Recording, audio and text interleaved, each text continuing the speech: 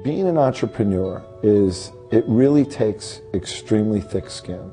Not everyone's cut out for it. If you can't take the body blows that you're gonna get delivered, they can come in the form of lawsuits, they can come in the form of people embezzling money from you, it can come from your best employee being recruited or starting their own business. It's gonna happen.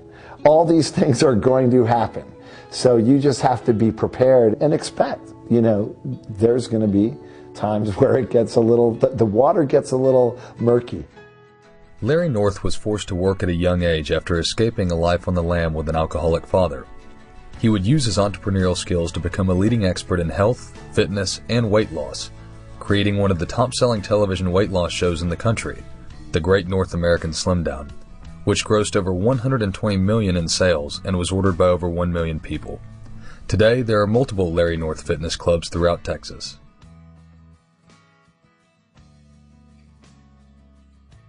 I had a father who was a pretty degenerate, compulsive gambler and alcoholic, and we ended up traveling, across the country, most often because he would be on the lam.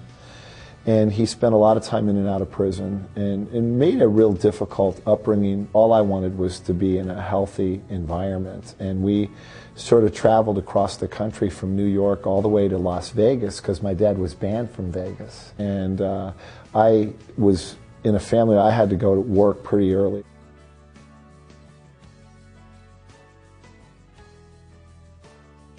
I was very lucky to get great mentors.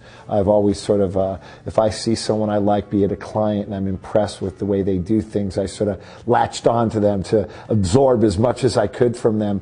And I happen to have had some unbelievably successful people come in my life. And in the early stages, I received the advice, but I didn't always follow it.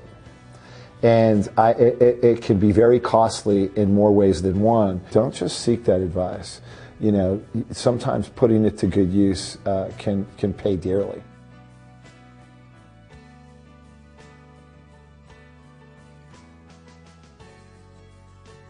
I could have the worst day of my life and I wake up with a good attitude every day. It means that you just believe in yourself. You believe in the people you're around, you believe in your family, you believe in your friends, you believe in your community, and that's been the single biggest asset that I've had.